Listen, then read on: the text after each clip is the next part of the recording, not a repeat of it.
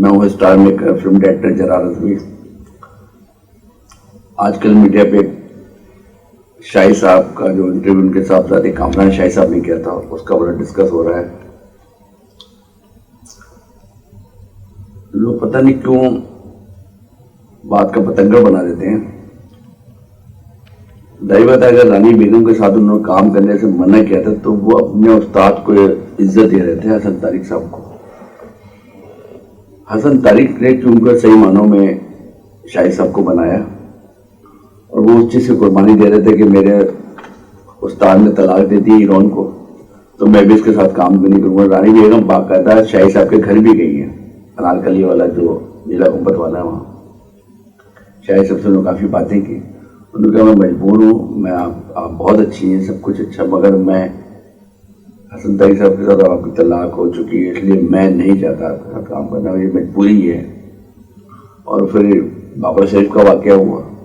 ٹھیک ہے، بابر شریف شاہی صاحب دونوں کو بہت لائک کرتے تھے شادی میں، مگر چند دنوں میں وہ طلاق ہو گئی، کیونکہ وہ شادی کے بعد جب میاں بیوی ہوتے ہیں پھر اس کا پتہ چلتا ہے ذہنی ہم آہنگی ہے دونوں میں نہیں، تو اصل میں ذہنی ہم آہنگی نہیں تھی دونوں میں۔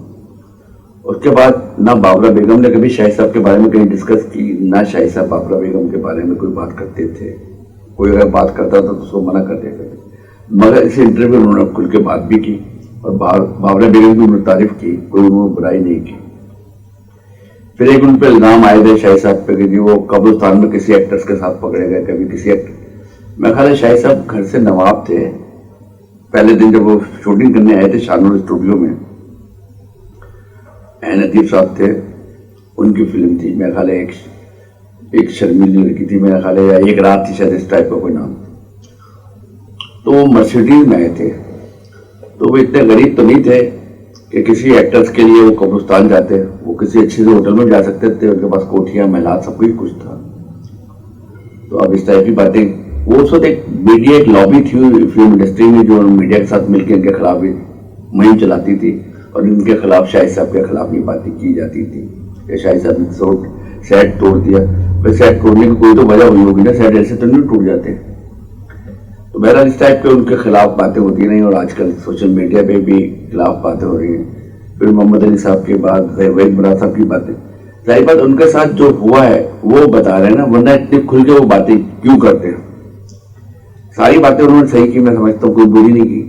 ہاں ایک بات ہے کہ اگر دلیپ صاحب کے بارے میں نصیر الدین شاہ نے کوئی بکواس کی ہے تو آپ کو اتنا ضرورت کیا ہے کرنے کی؟ وہ کیونکہ انڈیا میں سبھی دلیپ صاحب سے اندر سے، چاہے مسلمان ہو چاہے ہندو ہو، سبھی اندر سے جیلس تھے دلیپ صاحب کے، مگر وہ میں سمجھتا ہوں اللہ کے اوتار تھے۔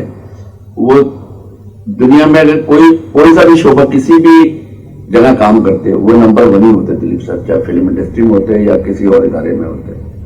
تو اللہ نے تو ان کو عزت دی اور نام دیا، تو اس کو کہنا، ان کے خلاف بات کرنا، وہ دادا سنگھ ہو یا کوئی بھی ایکٹر سے ملانا، وہ نصیر الدین شاہ صاحب کی غلطی ہے، نہیں چاہیے تھا، مگر شاہی صاحب کو بھی ڈسکس نہیں کرنا چاہیے تھا۔ وہ چیپٹر انڈیا کا ہے وہ ختم ہو گیا، ہم یہاں ہیں، ہم نے دلیپ صاحب کی ظاہر بات ہے ان کی پذیرائی کے لیے تعزیتی پروگرام بھی یہاں لاہور میں ہوئے ہیں، تو ان کی جو خدمت ہے نو ڈاؤٹ اس میں کوئی شک نہیں۔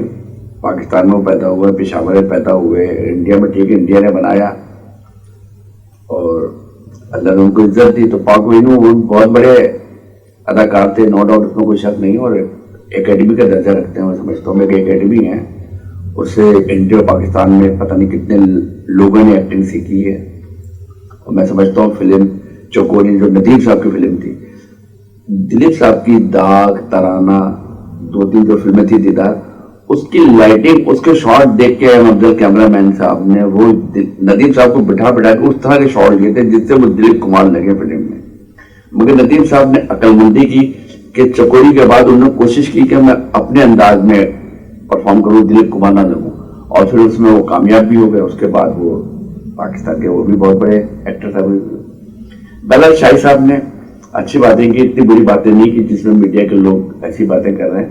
اور بدقسمتی یہ ہے کہ ہمارے یہاں یہ جب سے یہ موبائل آیا ہے، فیس بک، انٹرنیٹ وغیرہ، ہر آدمی اپنی پبلسٹی کرتا ہے، تو کسی کے اوپر رکھ کے یہاں پبلسٹی کرتے ہیں، صرف اپنی شہرت کے لیے آپ دوسروں کو ذلیل کرتے ہیں۔ یہ نہ کریں، نیگیٹو باتیں مت کیا کریں۔ آئے دن ہمارے عدالتوں کے خلاف باتیں ہوتی ہیں, آرمی کے خلاف باتیں ہوتی ہیں. تو پاکستان کی عوام سے ایک ریکویسٹ ہے میری کہ خدا را اپنے ملک کی گورنمنٹ اداروں کو بدنام مت کیا کریں, نیگیٹو باتیں مت کریں, اچھی باتیں کریں, اور ہر کسی کے بارے میں اچھی بات کریں, اچھا سوچیں, کیونکہ آپ کے کرنے سے نہ برا ہو سکتا نہ اچھا. کرنے والا تو اوپر بیٹھا ہوا ہے, تو آپ کم سے کم اچھا سوچیں گے تو خدا کو تو پتا ہے بندہ اچھا سوچ رہا ہے, تو اچھا سوچیں گے, اچھا کریں گے تو اللہ آپ کو اس میں کامیاب کرے گا. Thank you.